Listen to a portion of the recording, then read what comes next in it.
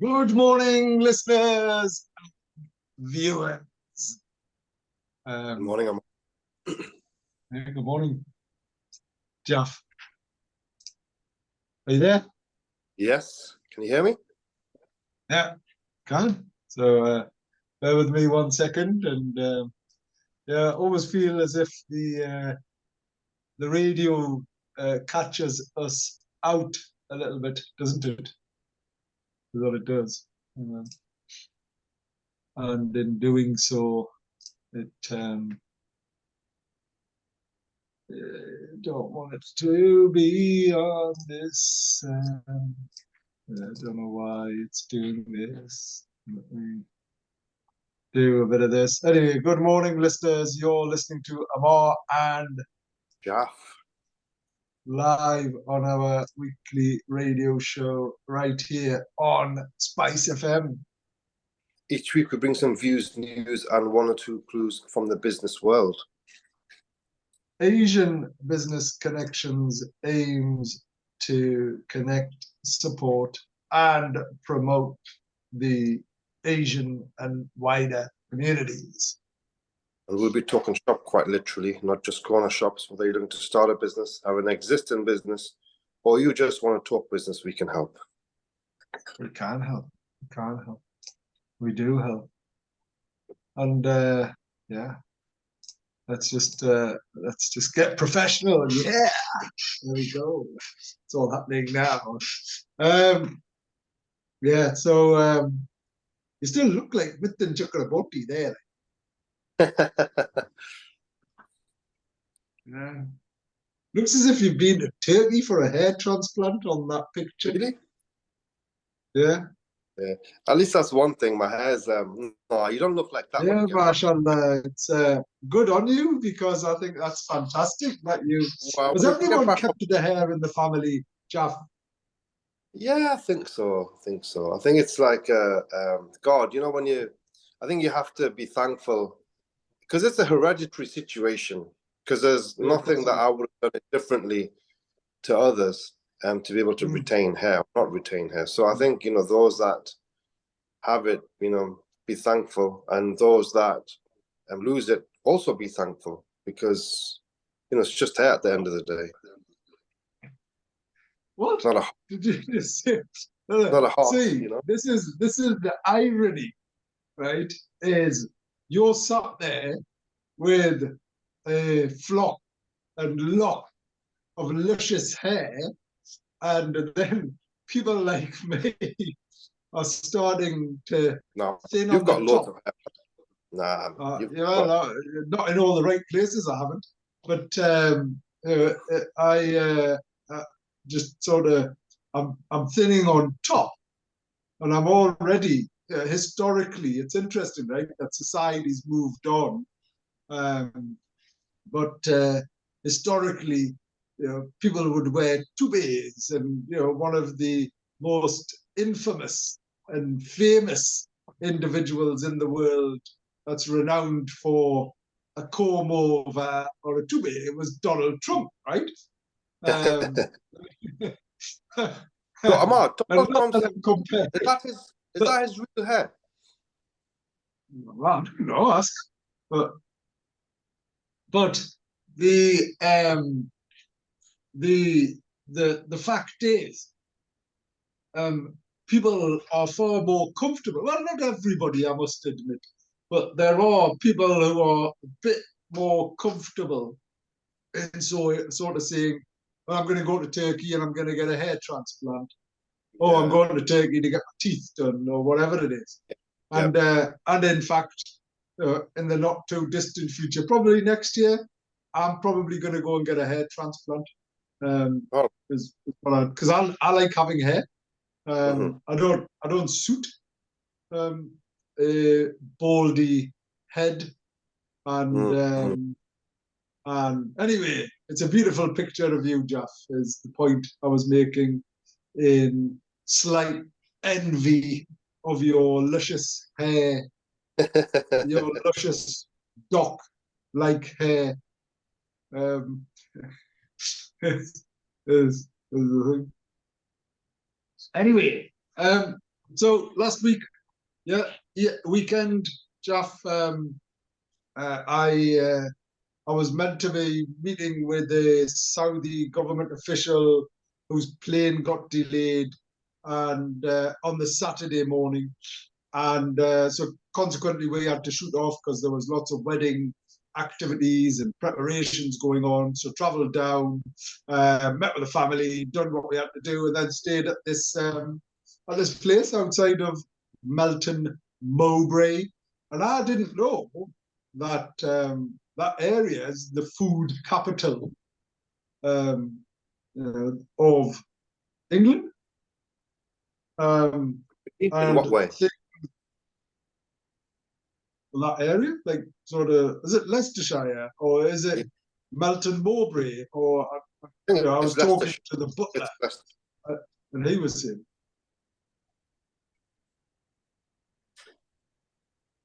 so they've got like Stilton cheese, and with Brexit, no one else can make Stilton cheese. Like the French can't have Stilton cheese; they have to have blue cheese, and obviously Melton Mowbray is renowned for porky pies, something that um, something that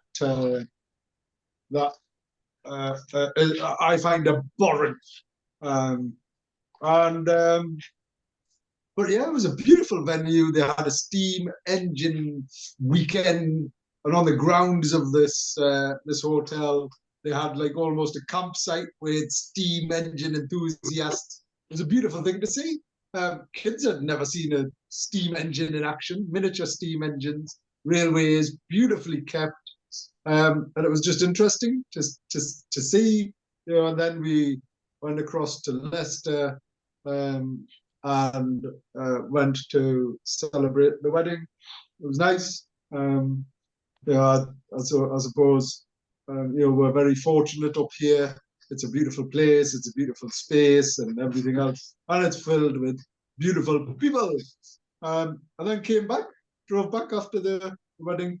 Um, and to be honest, the journeys there and back weren't too bad. It was just for me. I find it a waste of time. Driving anywhere now, I'd prefer to get the train.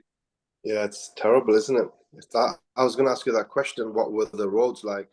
I mean, you have that, and then with all the problems with air traffic control, it's causes just major issues. It's amazing, isn't it, Ammar, that everyone seems to be touched by issues because someone, whether you're supposed to have a meeting with them or someone was supposed to come down. We see reservations being cancelled because people are unable to travel. So the impact on the economy when something like air traffic control breaks down for a few hours, it's catastrophic. I mean, it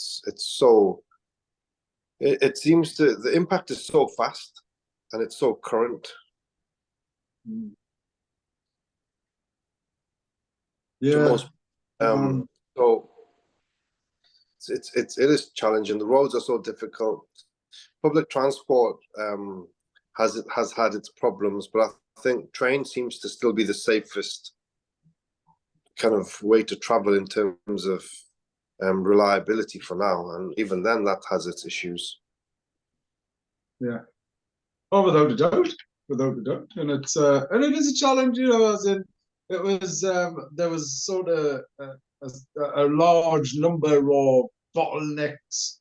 It's a bank holiday weekend, but they've still got all of the road work, single lane type things where no one's working, and it was creating 20, 30 minutes of unnecessary bottlenecks and things like that. As in that's I would politely say inconsiderate, and in an alternative way, you would almost go, how silly is that? Um, uh, um, and and then traffic. I mean, it took us about 3.5 hours to get there, similar to get back, and it is what it is. But that's a day.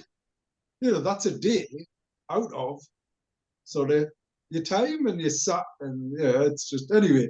Got back, and then Monday morning did meet with the Saudi government and various other individuals, and that was good.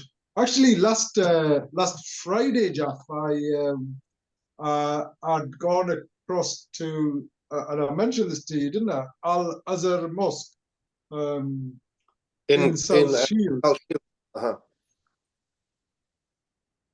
So I How went was that? to, yeah, it was all right. I mean, I read Juma prayer.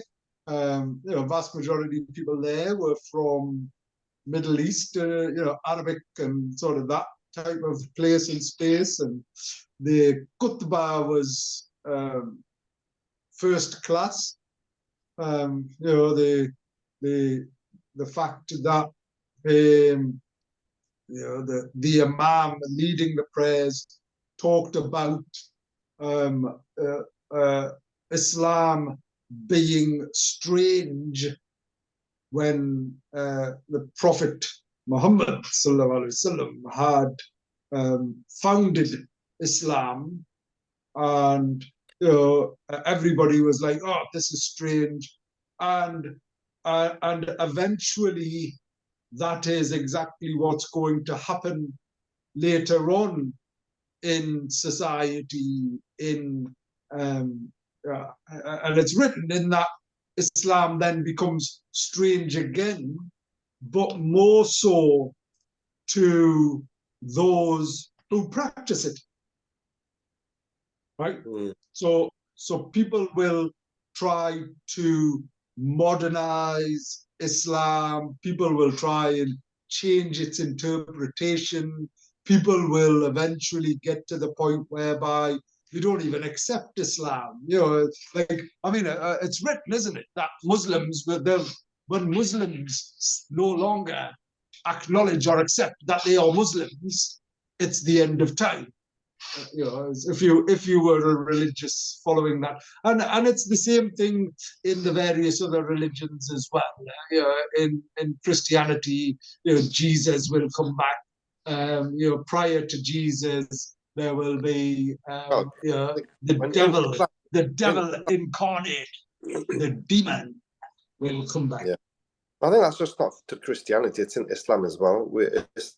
In Islam, Jesus is also going to come back. It's written in our religion too. Oh no, my reference to it was more the fact that people don't necessarily appreciate or acknowledge the fact that Islam has been built over and acknowledges all the previous religions, unlike necessarily the other religions that exist, that sometimes suggest that's the only religion there ever was, and that's the only religion there ever could be. Islam is based on acknowledging all of the historic prophets, starting with Adam and Eve, then the various other, so Moses, Noah, all of these, people that had relationships directly with the one and only God. Mm-hmm. I think what you're saying is there is going to be a move towards a godless society, and I think that's quite evident. And maybe it's a faithless, isn't it? It's a faithless. Yeah, is the point. As in, and I openly say this, and for me, having a belief, having a faith helps both mentally, physically. It gives everybody a sense of purpose. And that's not me sort of saying that any religion or every religion or whatever it is, whatever your beliefs are, you have something to believe in. And last couple of weekends ago, I was privileged to go to the the Hindu temple on the West Road, and following their beliefs and their faiths and experiencing this and things like that. For me, somebody doing something and living to and with certain values, but that sort of religiousness society is quite interesting, and there was something, and there is something special about getting dressed up and going to church on a Sunday. And it didn't matter how big or little, what color your hair was, what color your, whatever you are, what you got to wash. Everyone got washed on a Sunday and got a bath, and then went to church. And it's the same thing on a Friday. Everybody following Islam.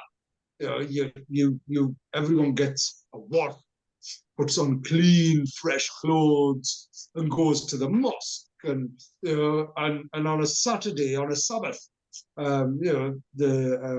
those following Judaism do a similar. So you have these blessed days, and when you go to your religious place of worship, it doesn't matter who you are, doesn't matter what you do, doesn't matter where you're from, you are equal in that space. Everybody is stood there at the altar, on the jandamas, whatever it is. Everybody stood in exactly the same position, and exactly the same position in society as well. And there's something quite special and unique about that. There's something around community and belief and faith and sense of purpose. As soon as you start taking that away, it's society's breaking down, isn't it? Well, it is. Well, you can see it. You can see it before your eyes, and I think we're going through. I think this is a very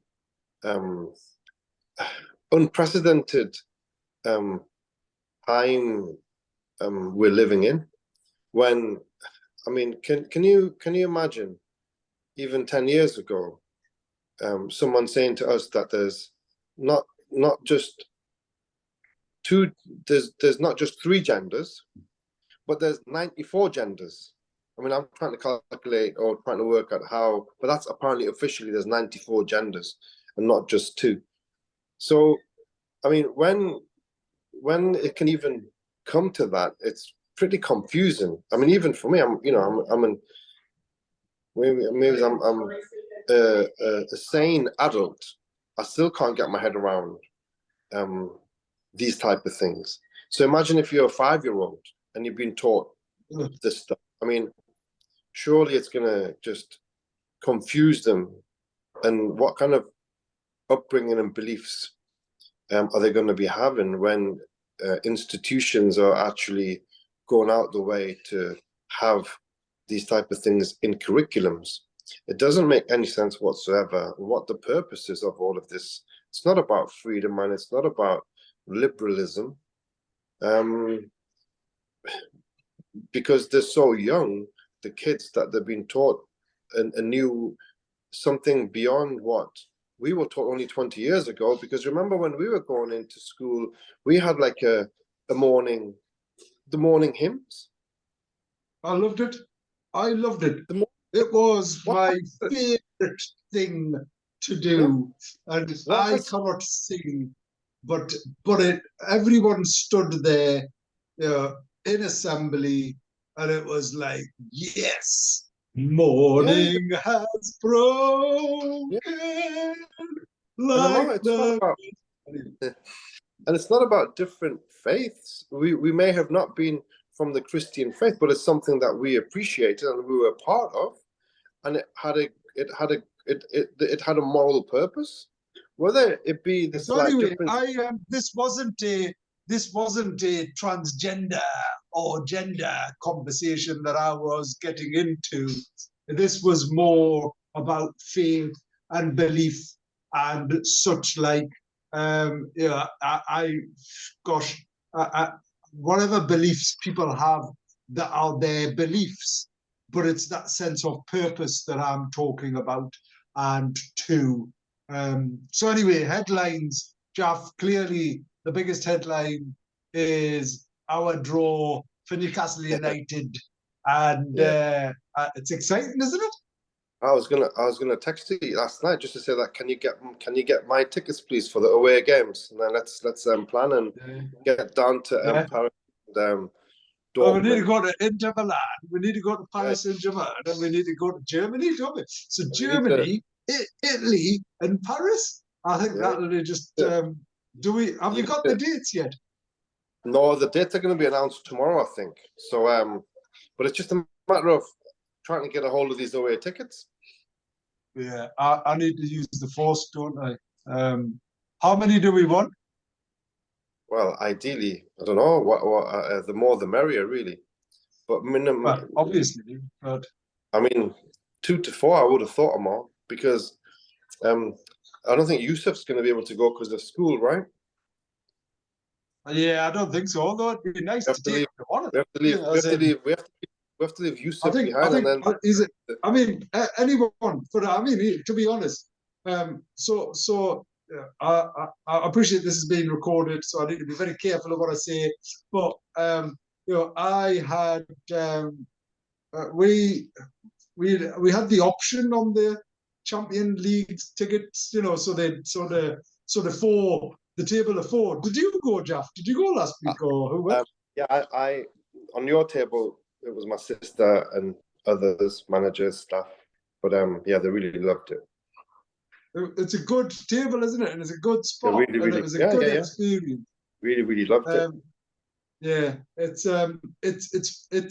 I've from a footballing experience, I think that's far better than any of the other places I've been on the Melbourne stand. So where the and the fact that we're right next to where you come out, it's almost like having. So Dave, who comes with us on the other two seats, he was like, "This is like having your own box, but with 150 people in it."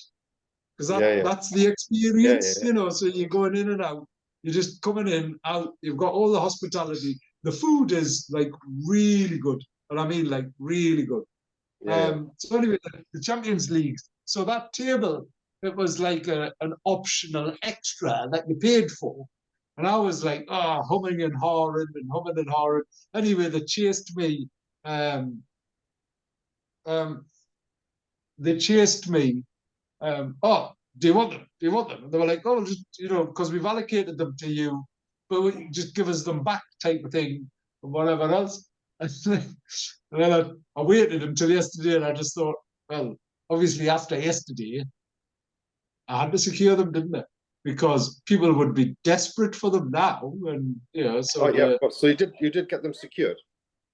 Yeah, I've got them. Yeah, I've got that table for the Champions League. Yeah, so it's done. So anyway, I think going away, I think having Mbappe playing at St. James's, having whatever, I wouldn't have minded going to Turkey. I would have loved to have gone to Galatasaray, as in because of the relationships that we've got out there and the fact that I've got an office there. That would have been a good place to go, especially Istanbul. But do you think there'll be trouble, Jeff? That's my only concern. I don't think there is going to be trouble. I mean, there's always I think Newcastle fans. Who's going to really? We don't really have big rivalry in Europe because we've never won anything, and we've not had any fractious matches, to be honest. So I think other. I mean, Liverpool. There's always been trouble with Liverpool because of their success in Europe, but with Newcastle, I think it's just more going having a bit of fun. I would have thought that there's going to be probably lots of Geordies that don't have tickets that's just going to go to Milan and watch it in the fan zones and stuff like that. So I think it's so exciting for the city because for us, I feel it's the best possible draw we could have had going taking on some of the Europe's elite teams, as opposed to, you know, go and go to some of the other ones like Red Star Belgrade and A, B, C, and D. Because for us, it's a matter of raising the profile and competing with the best. And I think that we can still make a good attempt of trying to get out the group. So, but as you said, Ammar, having PSG coming to Newcastle, staying in the hotels, the entourage of people coming, all the journalists coming a day before, you know, it's going to liven up the city. It's going to be phenomenal. I think the worldwide coverage of Newcastle as a whole is going to be brilliant. So it's the best possible draw we could have come up with. So I'm really looking forward to it. To top it all up, obviously in the Carabao Cup as well. Yeah, well, actually, and Got, that's because I got an email yesterday saying, oh, and by the way, your season hospitality includes all of the Carabao Cup as well. So I yeah, thought, well, that's fantastic, really, as in yeah, because yeah, that's just extra games, isn't it? yep. So that's against Man City. I mean, out of the 32 teams or 31 teams we could have drawn, the one that I didn't want was actually Man City because they take all of them very, very seriously. But at least we're at home and we can test ourselves. But you know, it's the one where we went all the way last season. But this year, you know, we've got the biggest match, the hardest match in the third round, I think it is. So, but overall, I think it's a great position to be in, isn't it, Ammar? That we are not moaning, but we are kind of we're there testing ourselves against the best clubs in the world. So that's, I guess, a dream in terms of what we want to be doing. And it's all about just being able to compete. I think we will compete. I'm just a little tad disappointed that we've only made 4 signings effectively. I would have thought that we would have got at least 6, a couple more, just to add a bit more weight to the squad, because in September and October, maybe it's November, you're going to have 2 games a week, probably all the way through until December. And that will take Yeah, my its toll. concern, that is my concern, as in how tired are we going to be? Yeah, it's. I think, have we got the coverage in all of the areas? If there's an injury, I mean, you know, the right wing area, we've got Almiron, we've got Jacob Murphy, 2 players. They're decent. They did well last year, but whereas on the left we invested in Anthony Gordon and Harvey Barnes and the new lad Lewis Hall. So you've got 3 new players on that side. On this side, we've got Livramento, but I think we're 1 person short, and we probably right centre back short in case there's an injury to Shaw. It means that Jamal Lascelles will be coming in, and he's decent, but it would have been nice to get in the next best right-sided central defender. So, but obviously, who are we? We're just fans, and you've got the experts that make these decisions.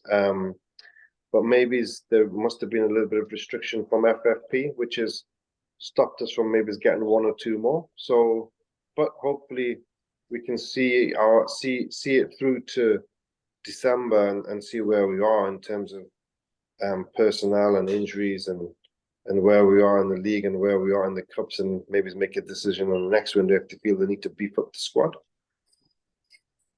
Yeah, I think earlier it's exciting times, isn't it? Regardless of whatever, it's you know, I think the experience that we're going to get. Ideally, we just want them to win some games, don't we? Yeah. I So mean, the game last week was just devastating. It was gut yeah, and wrenching. that was the other thing. So it was funny, and obviously I appreciate this being recorded, so it'll be held against me. But my son, whilst goes to every single Newcastle United game, remains a Liverpool supporter. And as we were at the wedding on Sunday, and Newcastle scored, and then Liverpool lost a man, my other brothers, who are staunch, avid Newcastle United supporters, were jumping up and down, celebrating. my son, I'm not going to mention his name to protect the innocent, was sat there genuinely, he gets upset. He's like genuinely upset. And I'm like, all right. And then we're in the car when he fell asleep, and my good wife and I are listening to the match on the radio. And then before you knew it, so they went down to 10 men. And then Yeah, before you knew it, they got an equalizer. And then in extra time managed to score another goal. yeah. It was just it was terrible. It was just one of those things. It's football, isn't it? I mean, we had our Yeah, but chances. I've noticed the one area that we consistently fail in is our defence. No, we had one of the best And defenses in the well, league okay, last but season. all I'm saying is it's that there's very simple, silly mistakes that shouldn't be made that are always made that then give the opponent the Yeah, yeah, yeah. That definitely could make the it. upper hand. As in, it's Yeah, always like I mean, the last 20 minutes of the game, listening, it was like we just fell apart. yeah. I think it's one of those experiences you would rather have it now than have it at the latter end of the season. Hopefully, we'll begin to go deep into competition, and this will definitely be a one where we can learn from that how to manage the game for the last 10 minutes, 15 minutes and see it out and see it through. Unfortunately, we just didn't do it. Maybe it's possibly Eddie made one or two. Not, I wouldn't say it's mistakes. His substitutions just didn't go the way it could have done. Harvey You don't Barnes, know what you don't know. As you yeah, say, Harvey, yeah, as it was you one of those things. say. Yeah. So anyway, business topic of the week. It's about identity and just thinking about identity, Jaff, and more so um, the even Newcastle United, right? I mean, how much effort do you put into your identity as a business? Brand identity. Yeah, as in just your identity, your I think that, company's core identity. well, I think that is a critical part of a business because if you think very carefully about your identity, that is what is perceived. That's a perception that the public have about your particular brand. So you have to think very, very carefully, how you want to be identified um, amongst your target audience. So that is a critical factor. And if you create the right identity of your brand and your target audience can connect with that identity, then that's when you're in a win-win situation. So the business topic of the week is creating an identity. So unveiling your company's core identity. So in the world of business, first impressions matter.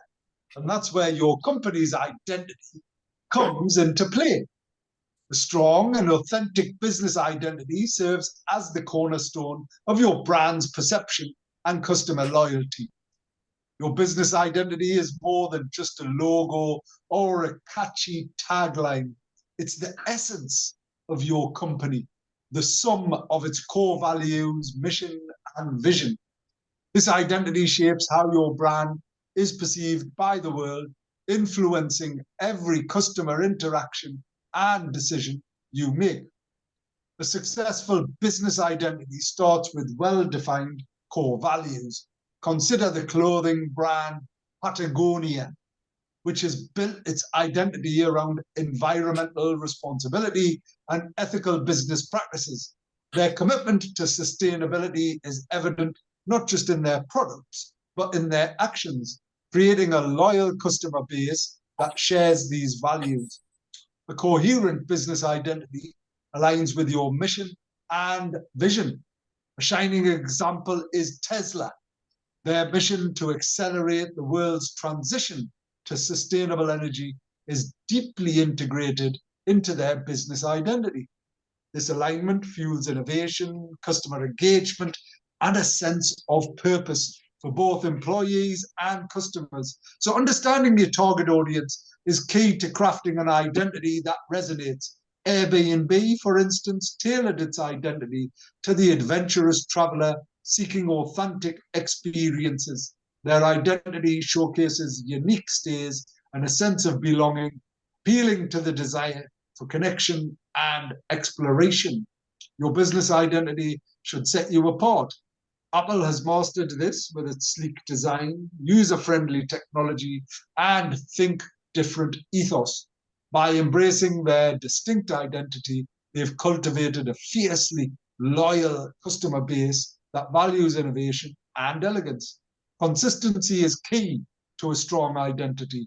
Starbucks ensures a uniform experience across its global chain, from store design to customer service. This consistency builds trust and helps customers instantly recognize and connect with the brand. Authenticity resonates deeply with customers. Dove's Real Beauty campaign is a prime example. By challenging conventional beauty standards and promoting self-confidence, Dove has built an identity centered on inclusivity and empowerment. Visual elements play a vital role in identity. Nike's iconic swoosh embodies the brand's identity, movement, empowerment, and excellence. This simple symbol conveys a powerful message that has become synonymous with the company's values. Effective communication is essential. Coca-Cola's timeless identity is built on happiness, togetherness, and refreshment. Through consistent messaging and emotional storytelling, Coca-Cola has successfully embedded this identity in cultures around the world. An identity should evolve with your business. Google started as a search engine, but evolved into an all-encompassing tech giant. Their identity evolved alongside their growth, reflecting their commitment to innovation and accessibility. So, crafting a compelling business identity isn't just about aesthetics. It's about creating a story that resonates with your audience on a deeper level. By understanding your core values, aligning with your mission, and consistently conveying your identity, you can build a brand that stands the test of time, just like the iconic examples we've explored. Your business's heart, its identity, will be what sets you apart in a crowded market. And that is business topic of the week. That's so good, Ammar, because any businesses thinking about opening a business, you've got to be very, very serious. And that is probably one of the most fundamental things about setting any businesses. Any brand, any business, your identity is such a big part of your business plan, because that is the lifeblood of your business. Yeah, I mean, that's the one thing that people sort of connect with. And if they understand it, and if there's a story behind it, then people remember it. So, I mean, one of the 2 or 3 other key points there, it's about consistency. So if you think of how much effort you've put into, Dabawal, Kai Kai, and such like, you know, it's like it's because people come there and they get that consistent experience, don't they? Both from a food as well. Yeah, but we spent a lot of time on the identity in terms of the story, Ammar, that you mentioned. I think 20 years ago, maybe you approach a business and you don't think about the story at all. You're thinking about the aesthetics. You're thinking about, maybe if you open a restaurant, you're thinking about the aesthetics, and I did the menu right at the end. But I think you've got to begin with a concept. You've got to begin with a story. You've got to begin about what the identity of your brand is going to be. Does that identity connect with your target audience? Everything that you've just said, it's so critical. I hope people actually appreciate these business topics of the week and the points, the subjects that you cover, because they are so critical. And there's not many places that you can go unless you're a marketing expert or you've done a degree in business where you're going to be able to get a little bit of this. But sometimes even courses are not going to tell you what it is like in the real world, but definitely for sure having a clear, unique identity is, as you said, it sets you apart, and it just gives your brand more value.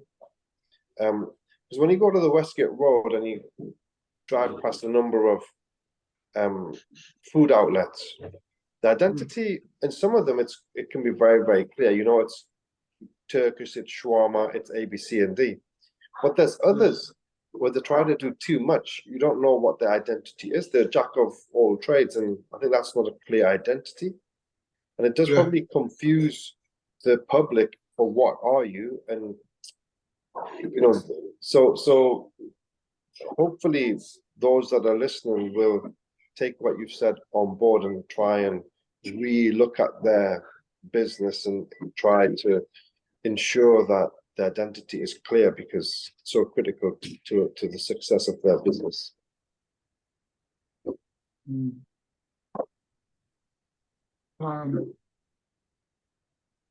That point that you're making is such an important one, because you will not get the life experience or those insights. Even when you think about some of those brands, right? When you think about Tesla, we talked about Tesla, we talked about Patagonia. Now, all of these, you talked about Apple, you talked about Starbucks, you talked about all of these, you know, Coca-Cola. And each one of them had 2 or 3 words associated with them, you know, happiness, innovation, sort of that type of thing, consistently. And, you know, Nike with the swoosh, and it illustrates, you know, sort of a smile, as well as, you know, empowerment, and Dove is inclusion, and all of that. It's interesting, right? Because even the branding itself, and it's not just about the logo, it's about the identity that's attached to it. It's critical, and that's where people go, all right, you know, I mean, gosh, if I said to anyone anywhere, I'm loving it, what comes to you? You know, that I mean, imagine being able to trademark, I'm loving it. I think about Kevin Keegan, to be honest. Yeah. When he remember the interview against before the Man U game, I would love it. I would love it if we beat them, and unfortunately we didn't beat them. But yeah, obviously, I mean there is that, but then you've got just that simple M, where you identify McDonald's around the world. And the Golden Arches, right? Golden Arches, it's one of the most familiar brands in the world, is what it is. So it's anyway, it's interesting. It's so listening to these insights and understanding them, and then, you know, if people want to have a conversation, pick up that conversation.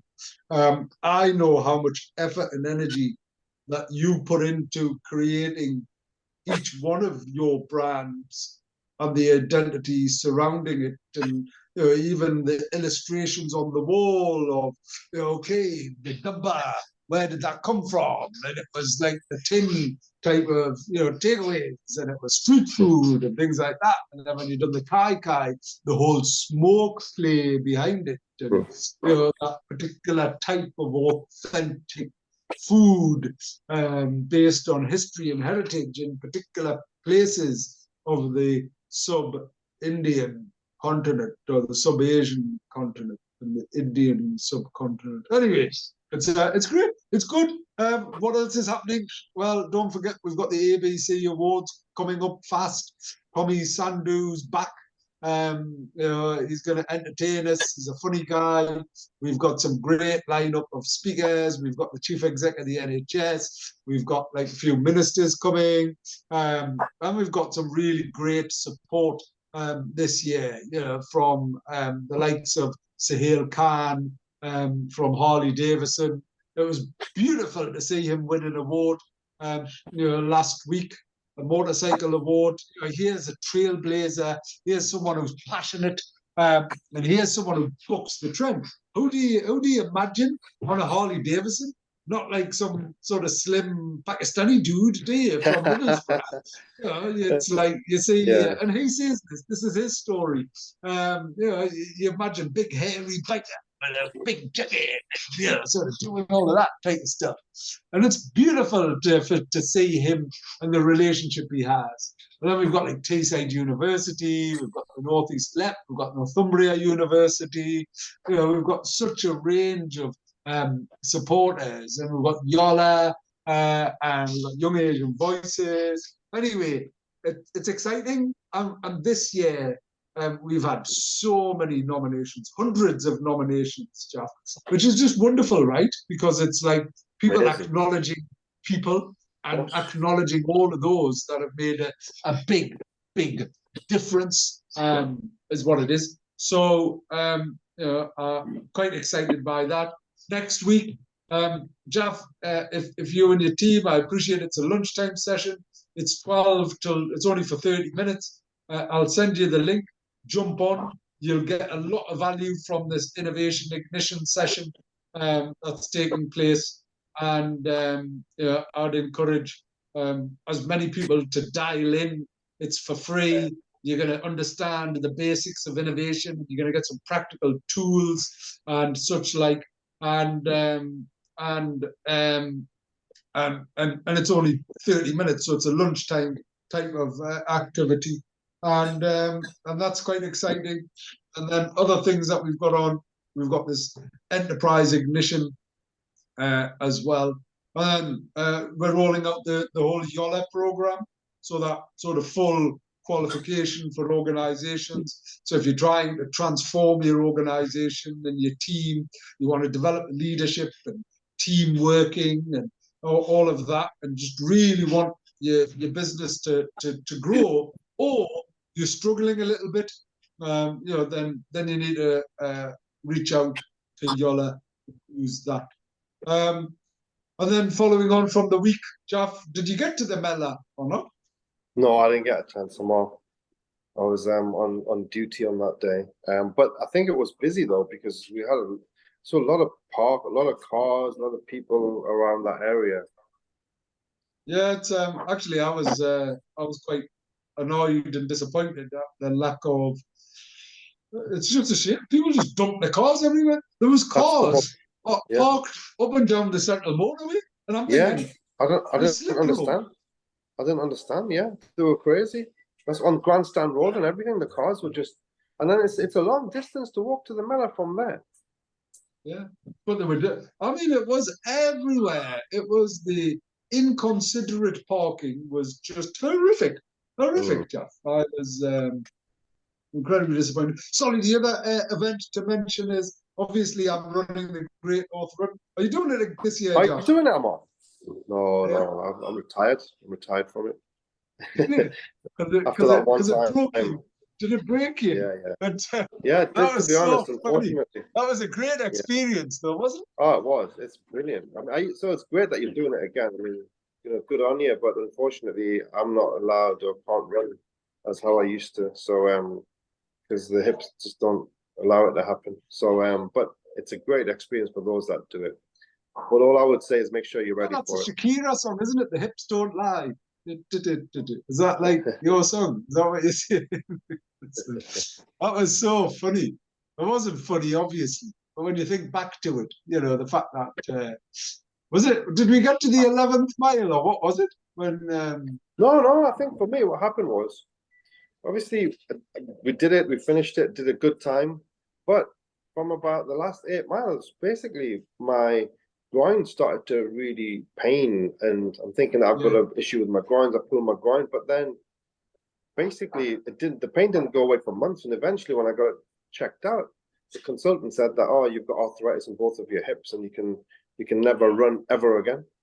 So it was just one of those things that happened because I should have stopped, but I wanted to finish, and I continued, and I did a bit of damage to my my hips. But you know, it's one of those things that you accept and you move on from. So maybe I wasn't ready to do it because I didn't train enough. I think I was on a holiday a couple of weeks before and couldn't get the right level of training. So anyone doing it, It's a great experience. Do go ahead and do it, but just be ready. At least run. They say you have to at least run 8 miles on a few occasions to get yourself ready for the 13. Well, I don't know. I just I'm going to go with the flow. I'm not where I need to be. I'm doing it, and I'm just doing it. My plan was to really train and smash my all-time world record and all of that, and do all of that. But that's not going to happen. Well, I don't know. It might not. I'm going to give it a go. I sort of done 15K last week. Is what I've done. Well, that is about 8 miles, 8-9 miles, right? We've done that. Yeah, I think so. Yeah. So and then I'm going to try and do 20 tomorrow. And I've done a variety of different things as well, like stop start. So run for an hour, stop for like 20 minutes, then run for another half an hour, and things like that. Just to see how I get on and what's what. Anyway. So are you just going around the streets? Are you just going around the streets yourself? Yeah. When you're doing these runs? Got a few hills and things like that, and then doing bits on the treadmill as well. So I'm just, because I want to get the pace right. So treadmill for the pace, and then the streets to make sure I get the experience going up and down hills, and it's hard, been hard, but I've enjoyed it. I actually love running by myself, and I'm now going to change my routine so that I do at least 5K every other day, and then do my weights in between, so that just changing it up a little bit. So I'm excited, and plus my regiment, the 101 regiment, the Northern Gunners, they're responsible for all of the end bit and everything else. So as I'm running, it's Red Hot Radio, Spice FM 98.8 FM.